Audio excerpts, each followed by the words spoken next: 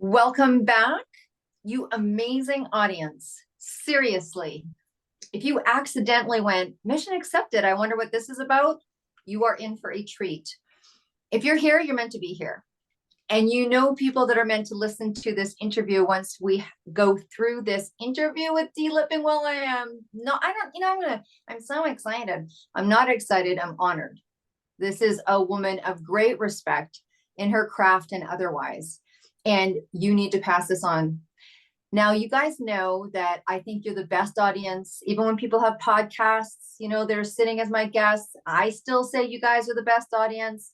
Then I always give you something else. Well, I'm telling you, you guys are rock stars today. You are frigging rock stars.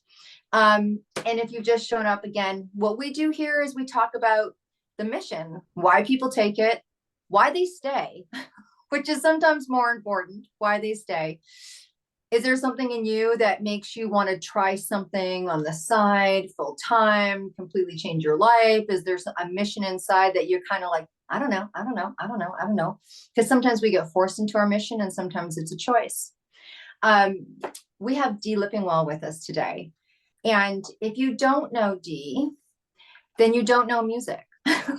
Because this woman has taken more pictures of the most iconic rock and roll musicians I've ever seen. I mean, I'm looking at the front of her magazine or her book here, not magazine, and you got Ted Nugent going to town, and you've got everyone in here. You've got Stevie Nicks, you've got, oh my gosh, look at everybody in here. You've got Sting, you've got, I mean, you know what? I'm going to let you tell people, everyone that's in here, but it just goes on and on and on. I've been looking at these books because look at, there's one, and then there's two, and then there's three. I mean, it is incredible. So, Miss Dee Lippingwell, thank you for joining us today on Mission Accepted. Thank you for having me. Absolutely. 4 decades. Almost 5. But who's counting? Who's counting? I don't know when you're having fun. There's going to be lots of books here. There's going to be so many books. Wow. And of course, Bublé, Olivia Newton-John. Wow. Clay Aiken. Okay. Celine Dion. Now look at that, 1991 Junos. Okay. So clearly you've had a life of photography. Yes, I have. Started it out as just a hobby for my own personal use, satisfaction, memories, and then just evolved and just had people behind me, saying, go for it. You have an eye, go for it. And trials and tribulations, I did enjoy it. And it aroused something in me. It made me excited. I was working in the medical field, and which, it was, I have an arthritic finger because of it, I think, right? Right. But it just took on a life of its own. Let's just say that. You know what I think? Yeah. I like to encapsulate that a little bit because I just said sometimes you're at the back of the wall. Sometimes you need to make a leap into another career because, your company's been taken over by another company or what have you. And then there's the passion hobby that grows and grows and grows as you grow and grow and grow. And it's almost like something that you have to do, whether it's a hobby, whether it's just, and then there's many times where something that starts off and people are like, could I really make a living out of doing this? And many situations, it's other people going, oh my gosh, you paint amazing, or oh my gosh, no one bakes bread like you, or oh my gosh, like look at the clothes that you make for yourself. You should be making those for other people, right? What was the turning point for you? When did you go, I'm going to do this? I think after my very first show, and it wasn't actually a show. It was just I walked into a record store and they had a Pink Floyd concert, which I had been at because I went with my brother, and I happened to take my camera, and I borrowed a 500 millimeter lens, which I could not hold. So, I mean, I getting my brother to hold the lens up. I'm trying to shoot this band, and I knew of the band, right? Because he had turned me on to them. Yeah. But I took off my 500 millimeter, put on my regular, went down, shot the show, and then those pictures were awesome. I don't know. It was like it was my third eye. And I walked into this record store and they had a display of Pink Floyd concert photos. And I guffawed. I went, um, if you're going to do a display, make sure that you got good pictures. And of course, the manager said, I suppose you have better. And I said, I suppose I do. He said, well, if you do, bring them in. And I raced home. And 15 minutes later, I was back. And I had the package of like 5x7 color pictures. And he's leafing through them and he go, you took these? And I went, yeah. He goes, what's your name? And I told him, he goes, is that your like stage name or your photographer's name? And I went, no, that's my name. And he said, do you mind if I put these on display? I said, no. He said, yeah, well, he got his girl to type out, on the fax machine or something, D. Lippingwell. And the poor other photographer, I don't know who it was, but he took all his pictures down because they were awful. They were like black and white blobs, black, you couldn't even see who the artist was.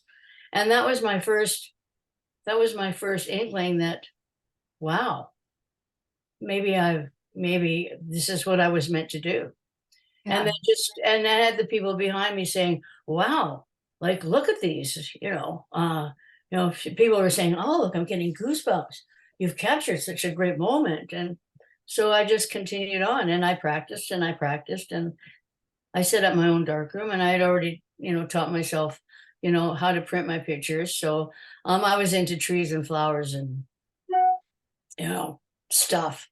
Mhm. Right. But because I was always an avid concert goer. And I had an Instamatic. I didn't even have a 35 millimeter. I mean, really, I mean, it's like, well, and I just had no idea that I could do it. It was, wow. Like I go and I take the picture and it was like, wow. That's This, in, I'd go to clubs and and I would be at the back or at the back wall or whatever, and just trying to remember, moves or stuff like this or how I was feeling, because that's basically how I shoot, as I shoot with when I feel the music in here. If I don't feel the music in here, I'm sorry. It just doesn't come across. I have to Mhm. feel it. And when I feel it, it transcends into my camera somehow. And then when I'm in the dark room and I see it developing and I go, wow, wow, I took that picture. Right. It was love. I had, I had developer fluid in my veins instead of blood, you know, and it was, I didn't care lack of sleep because I was working my day job.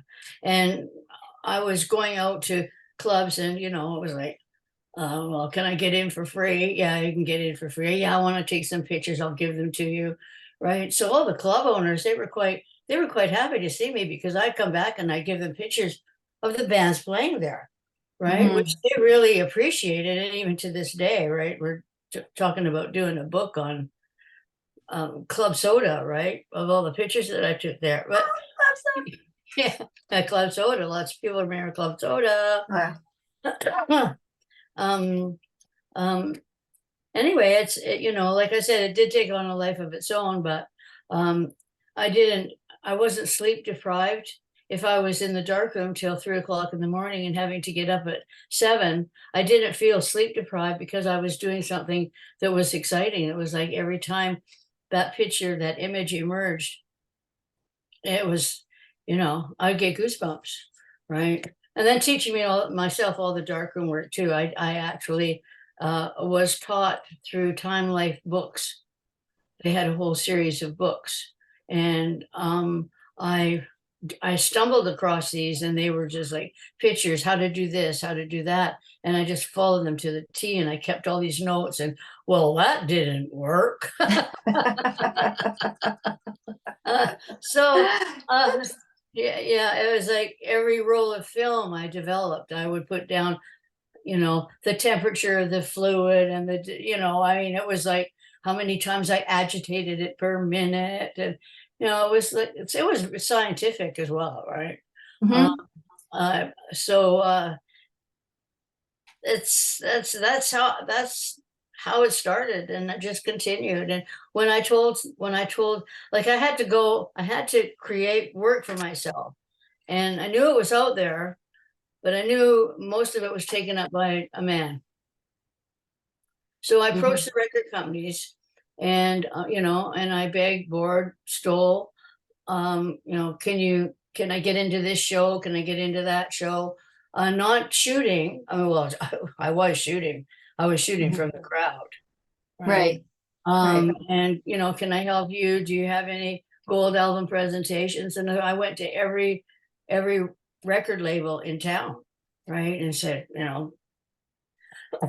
excuse me, this is me, right? This is my work. And they said, oh, yeah, yeah, yeah. So everybody was hiring me.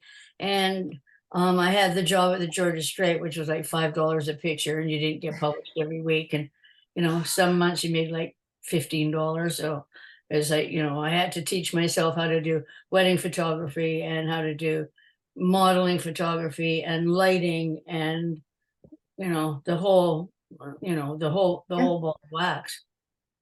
I was like, anyway, am I talking too much? No, no, you're not talking too much, but I think that first of all, I love Club Soda because that was one of the clubs we had club courtesy with because I used to work in the clubs in beautiful Vancouver. And Club Soda, for those of you who don't know, was just an incredible club in downtown Vancouver that did have a number of bands, and it was just a great place to Oh, go. yeah. And I think, no, I don't think, I mean, the one thing I love about your experience, right? Because it's your story, is that there is very much an organic flow.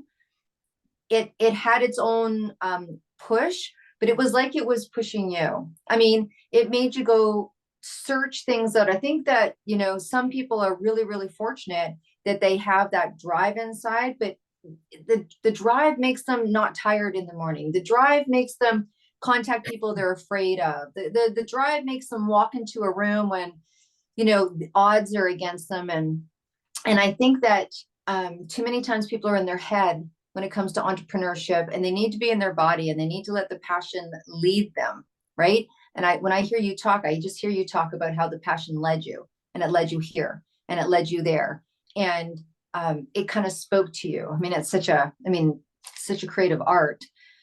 And then when you were at Georgia Strait, I remember you sharing that story about how you're getting $5 a picture, you know, and what does that look like? Obviously, that looks like a full-time job somewhere else because you can't sustain on that. And just trying to make your craft come alive enough to that it's sustainable. When did it flip? Like how long? I mean, like you said, almost 5 decades. When did your business flip over to being able to sustain you? It took about 5 years. Hmm. Excuse me. It took about 5 years of me working my day job, going out, working for the record companies, and working for promoters around town. And I worked hard, but I went to one promoter and I said, I'm thinking about quitting my day job because I think I've got it so now that I have enough income coming in, that I can handle it. And he laughed at me and he said, I guess he didn't know me very well, because he said, I you're not going to make a living from shooting rock bands. The musicians don't want them, and the promoters already get them from the band managers, and you're not going to make a living from it. And I said, watch me, watch me. Don't say that I can't do something. What are you talking about? Right? Yeah. Yeah, I can do this. And he went, "Eh." And even to this day, he sees me and he shakes his head and he goes, oh, I knew you could do it all along, Dee. I was just pulling your leg, right? Uh-huh. Right. Right on. Right Yeah, on. sure. Oh my gosh. Well, look, I know that you have a lot of stories inside and a lot of incredible moments. Is there anything that, I'm sure there's a flood of incredible moments, but can you share with us some moments that like made it all worth, has made it all worth it, or was really fulfilling to you, or a kind of a magical moment while you were doing your work?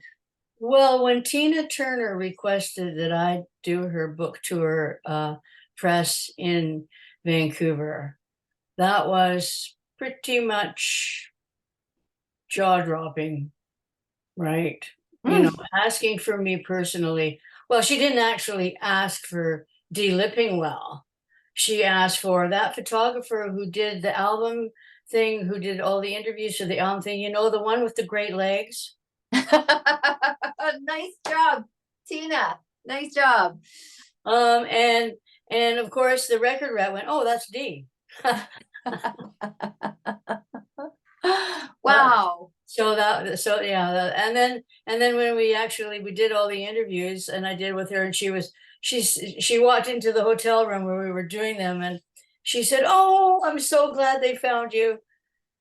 And I looked at her and I went, "You're wearing pants. We were supposed to have our legs, a picture of our leg."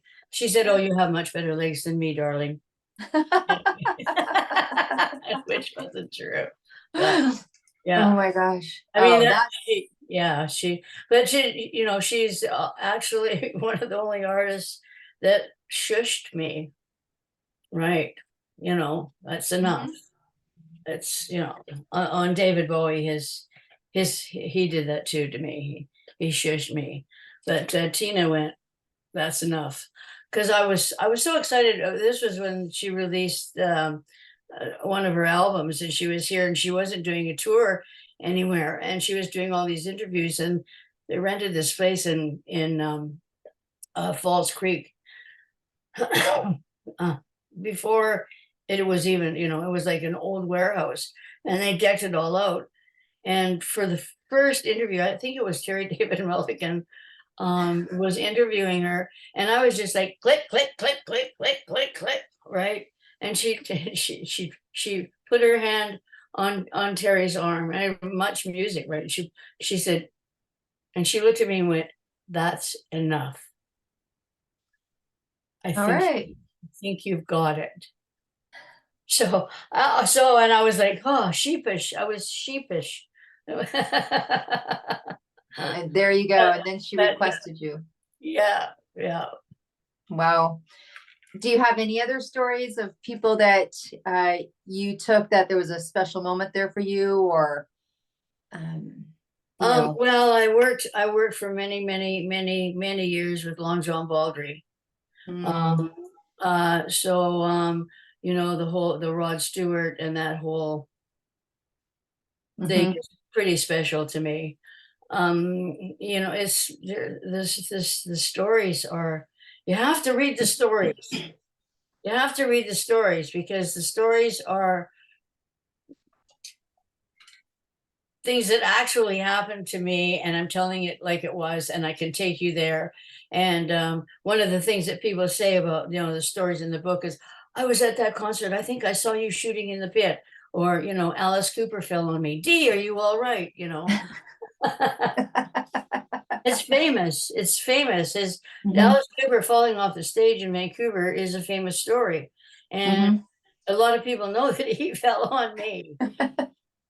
Right? I was okay, right? Yeah. But they made me sign a waiver, um, saying that if he fell off the stage again and fell on me, that I wouldn't sue.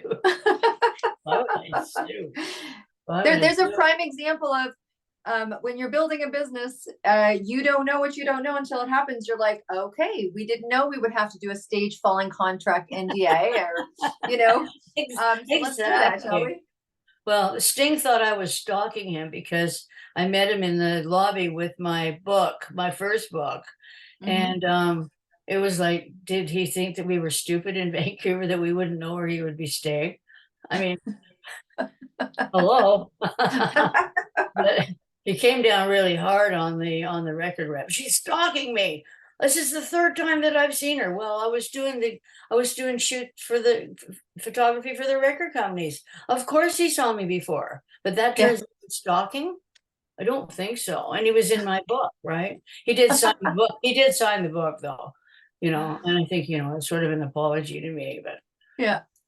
I mean, there's so, well, the stories in the book just show that you can you can be successful, but you have to be ready to accept the fact that you're going to have a couple of running shoes in your mouth at some moment in time, right? Or Ab- do something really stupid. And most of the stories are funny about the stupid things that I've done meeting these people. Well, I mean, you must be talking about this book here, First Three Songs, No No Flash, flash. right? Yeah. I Yeah. mean, that's the one that's got all these incredible stories. I was just looking at, Anne and Nancy. You did some touring with Heart. I did. I did. Imagine riding in a jet down to Seattle all by myself. Oh my God. It was incredible, right? And then we picked them up in Seattle. The jet picked them up in Seattle. And Howard was deathly afraid of flying. We were only going to Portland, right? And he just sat there the whole time. Anne and Nancy are fabulous. Um, uh, I don't. That was probably the first time that I was made aware of some of the stupidity of some of the interviewers and the people who are writers who all asked exactly the same question, right? Mhm. And it was obvious that they'd only read partway down on the bio and they didn't Mhm. continue, right? And Anne and Nancy were just so gracious and so kind and so warm and tried to defer them to actual like song making, right? Writing lyrics, doing who does the music, like, it was like, Mhm. so do you think that being married to two guys in the band is helpful to you or him or a hindrance? Like what number one, what business is it of yours? And number two, what does that have to do with our songwriting skills or the band skills as musicians? You know, Yeah. Yeah. anyway, I did go Completely on different. tour. Yeah, I did go on tour as CC Top, taking Texas to the world tour. I wasn't allocated to where the cows were, but I was. Uh, I had to rest for 3 weeks. I was only on the road for 7 days. That's the longest 7 days of my life. Um, uh, you go to 3 different cities and you don't know the cities and you have to find a place that's going to develop your film like in an hour. Unheard Mhm. of. Like we're like, so I had, roadies like driving me around, Dallas. It was like, oh God, where are we? Right. And CZ Top were really, really upset when the first book came out, Best Seat in the House, and they weren't in it. They said, Dee, we took you on tour. You were our tour photographer for a week, right? The management. I said, well, look, okay, that actual tour thing was, you hired me, you paid me, the film was yours. I didn't get it. You got it all. And the management said, well, we would have shown it to you. We would have given it to you if you'd asked. Right. So I said, okay, no problem. So I think I wrote that story in First Three Songs anyway. They mean, isn't it interesting, right? You can't make everybody happy, and it's interesting, but yes, in this one, I'm looking at George Michael. I mean, I think the cool Oh, thing about reading something like this or getting to know the artist more is that it gives you more depth to your experience with them. right. Like my son's 19 and he came in the kitchen, I don't know, maybe 6 months ago. He goes, Mom, I found this new band. I'm like, sweet, we're a bit of a music. I'm like, put it on. And he's playing it. I'm like, Ocean, that's the Thompson twins. That's the Thompson twins, right? And we're coming back from my daughter's, we're driving back from Mission. So it's about an hour. And he's like, Mom, I just found this music for my playlist. And I'm like, okay. And I'm expecting, because he loves all music, but I'm not expecting this. And he goes, listen to these guys. And he puts it on. It's the Bee Gees. I'm like, Ocean, okay, you know what? I think we need to tell you some things about these artists, right? But once you get to know the artist, like when I read the stories that you have in here, I feel more connected to the memories that that music gives me. Exactly, exactly. Mhm. That's how I meant it to be all along, right? Yeah. Yeah. I mean, this is historical. This is lineage. This Well, is it's not dated. It's not dated. It's not like, oh, you published this book how many years ago? The stories are still relevant today because now we're more interested in those artists and mhm, what they were like, right? I mean, I'm working on now my slides to do another book. It'll probably mhm. take me 5 years. It'll keep me busy. Um, my somebody asked me what the title was going to be, and I said, well, I don't have a title, but after looking at some of these photographs, it should be Rock Stars Before Wrinkles. Okay, Even if that's not the name of the book, it darn well needs to be a t-shirt in your merchandise line. I mean, that's well, bomb. this person is in marketing, and he said, boy, talk about grab attention, right? He said, a great marketing tool. Yeah, Rock Stars Before Wrinkles. I said, well, I wanted it to be a little bit more, grown up or something. He goes, no, no, no, no, no. He said, no, go for it, go for it. So, Yeah. you know, I don't know if we need to grow up.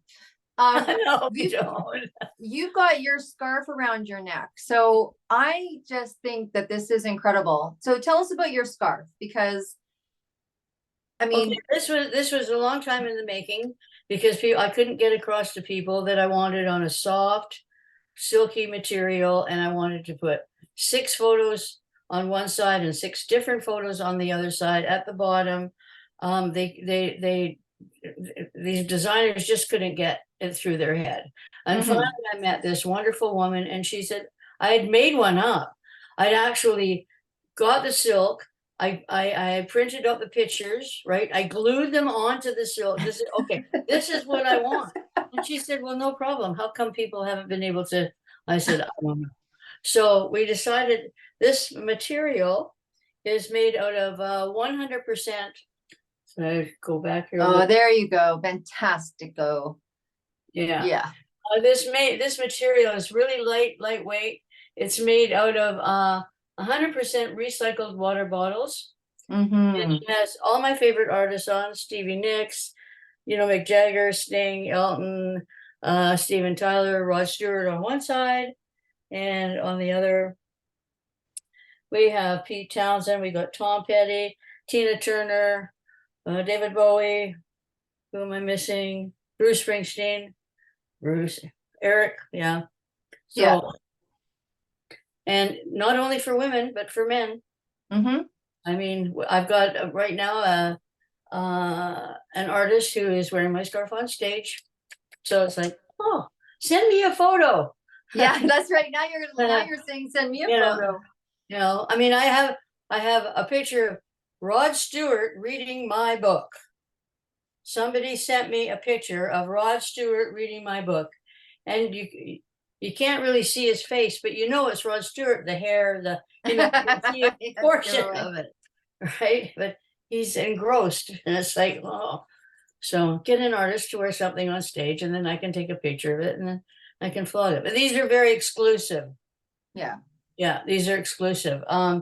Um, we made 50. Wow. Yeah, we made 50. And I signed them, right? And so we don't have very many left. But we have enough. I think we have about 20 left, right? Because Okay. I haven't really been flogging them, right? Yeah. No, doing Just other things. doing other things, living life. So look, as we kind of wrap up and as we come off our podcast going, I want your life.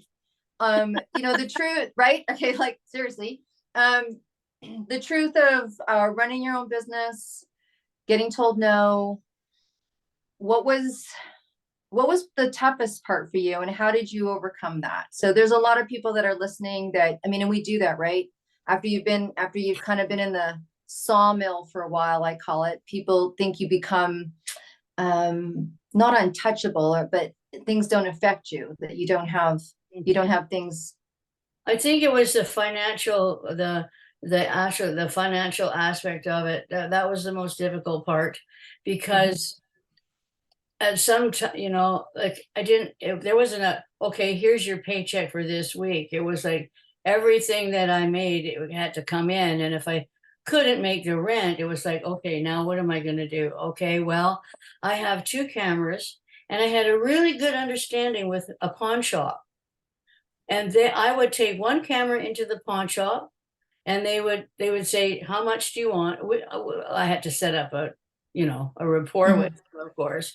I need $100. So this was a $400 camera. So I need $100, and I only want to pawn it for 10 days. And then they charge you like $2.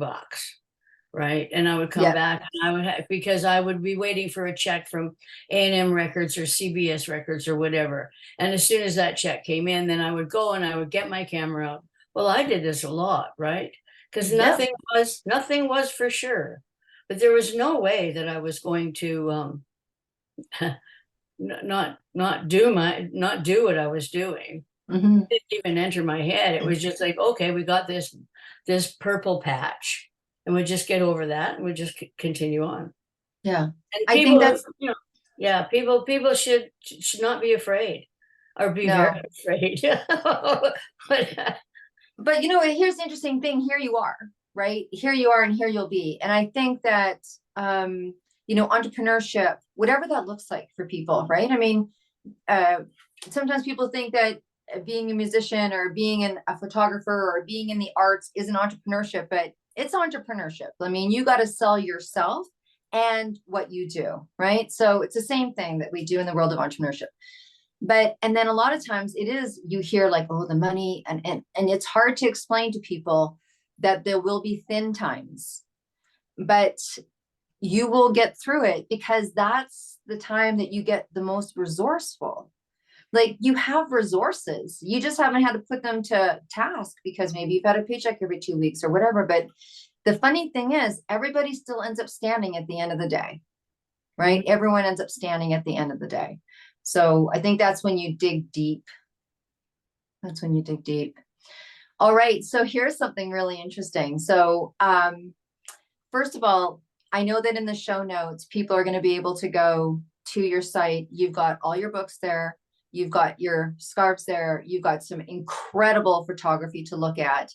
And we do want to make sure that people understand it's dlippingwell.ca, right? Because this woman lives in, oh gosh, am I so lucky, Vancouver, Canada. Where do I live? So that's cool and groovy. Yay for me. Good decision. Good, good call on my parents, I guess. But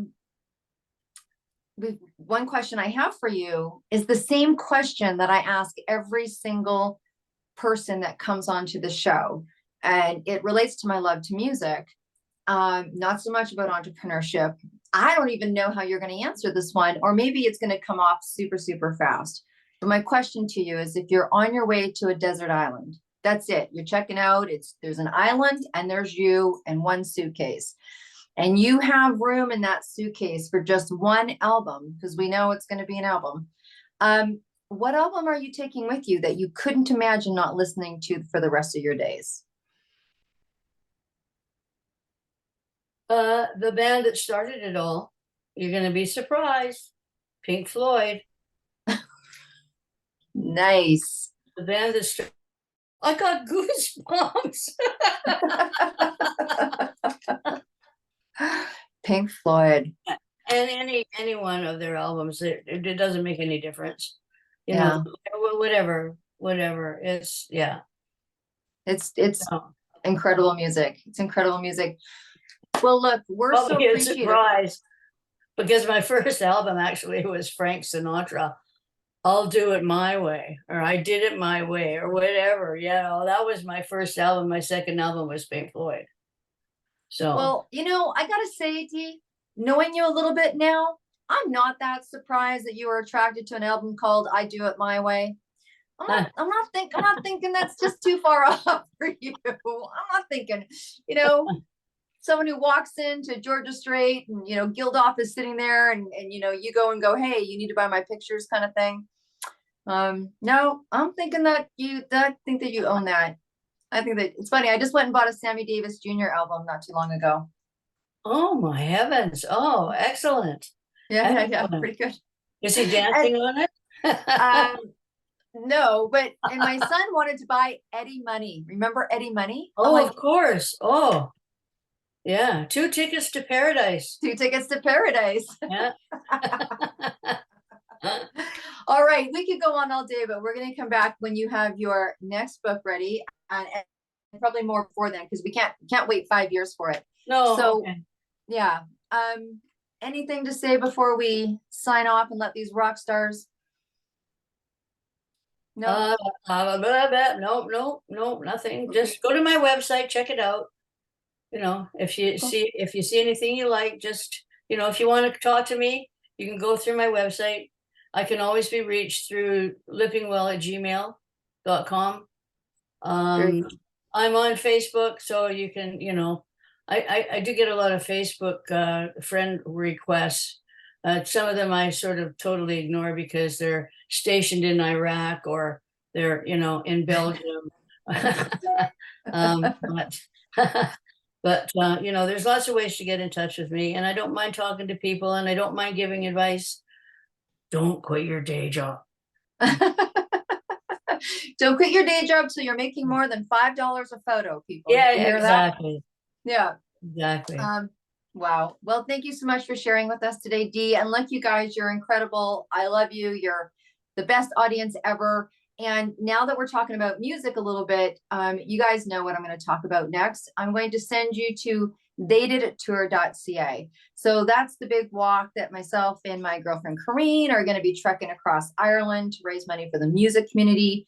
And look, you don't have to do the 8 marathons. We're just asking that you go to the donate page. And this is what I say. I say, clear your music karma. All this money that we get is going to go to the music community, Unison in Canada. She is the music. And it's going to help the community. And if you've ever listened to a song or downloaded it for free or walked by someone busking on the street and thought, oh, I wish I did, just let us do that for you. Just let us do that for you. So go ahead and donate and we'll do that for you. And then your music karma is clear. All right, you guys, we will see you again. Till next week, be well and stay groovy.